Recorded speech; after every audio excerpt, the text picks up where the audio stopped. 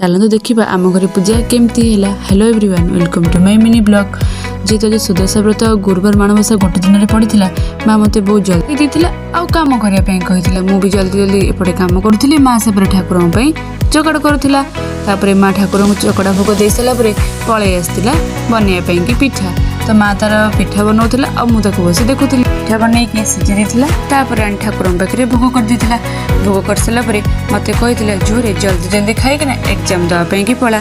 मुझे माँ कथा मानि खाई जोटा कि बहुत टेस्टी थी। मुझे आपको कही भी पारिनी पिठा केते टेस्टी थी। खाई सारापर मुझे रेडी होगी 12 बजे जावाई कॉलेज।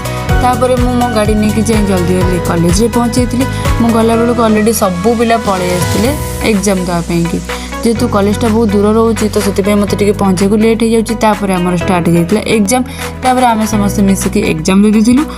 मुझे पलि आसती घर को।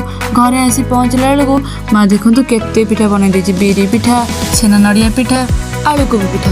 तापर मु पिठा खाई देती। होता संध्या माँ ठाकुर को बुझे वीडियो को एंड कर। नमस्कार, जय जगन्नाथ, जय माँ लक्ष्मी।